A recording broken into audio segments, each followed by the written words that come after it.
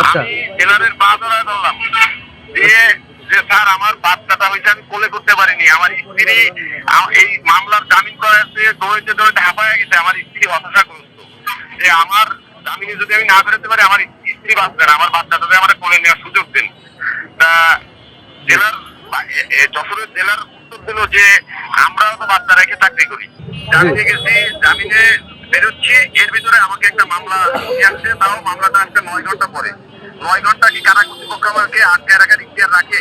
না না না, আমাকে কারা কর্তৃপক্ষ 9 ঘন্টা আটকে রাখছে।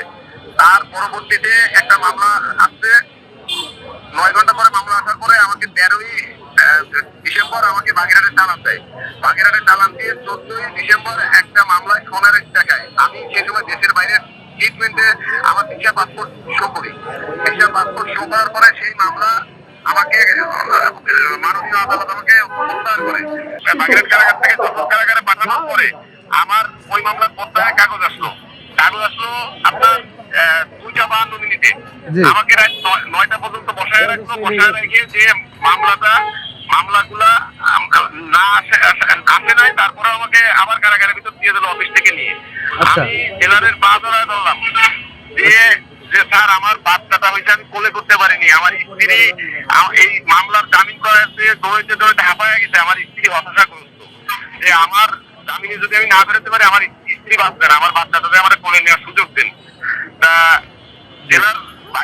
যশোরের জেলার উত্তর দিল যে আমরাও তো বাচ্চা রেখে চাকরি করি, কিন্তু একজন থানা প্রশাসনের সভাপতি, আমি তো আর অনেক বড় নেতা না ভাই। না না, আমি আপনারা তদন্ত করে দেখবেন যে আমার এলাকায় আমি কোনো দখলবাজি দান্দাবাজির ভিতরে ছিলাম কিনা, কোন বিরোধী দলের নেতা কর্মীরা মামলা দিয়া বা তাদের হামলা করা এর ভিতরে ছিলাম কিনা। যদি এইগুলোর ভিতরে না থাকি তাহলে আমার এই মিথ্যা মামলা দিয়ে আমার স্ত্রী সন্তানের কাছ থেকে কেন দূরে রাখা হলো? আর বাগেরহাট কারাগার বাগেরহাটের জেলার আমাকে বাগেরহাটের জেলার প্রথম যেদিন আমি কারাগারে ঢুকি সেই দিন থেকে আমাকে সেলে রাখা হয়েছে এবং 3 মাস, আমি তো রাষ্ট্রের নাগরিক, আমার তো এই 3 মাস আমার ফোন কল বন্ধ রাখছে বাগেরহাট জেলা কারাগার। বাগেরহাটের জেলার আমার সাক্ষাৎ রেস্ট্রিকশন করে দিছে। বাগেরহাটের জেলার আমাকে ছেলে 24 ঘন্টা লকআপ পর্যন্ত রাখছে। মানে আমি কি এই ধরনের আসামি, আমাকে ছেলে লকআপ করে রাখতে হবে? কিন্তু যশোর কারাগারে আমি ফোন কল পাইছি, যশোর কারাগারে আমি ফোন কল পাইছি। যশোর কারাগারের যে জেলার উনি কারাগারের ভিতরে মাদক মুক্ত করছে, কারাগারের ভিতরে উন্নয়নমূলক কাজ করছে, এগুলো সত্য কথা, এগুলো মিথ্যা বলে তো লাভ নেই, যা একটা লোকের নামে মিথ্যা বলে তো আমার কিছু হবে না। আমার স্ত্রীকে মনে হয় সর্বোচ্চ গেলে 2 থেকে 3 মিনিট দেখার সুযোগ পাইছি।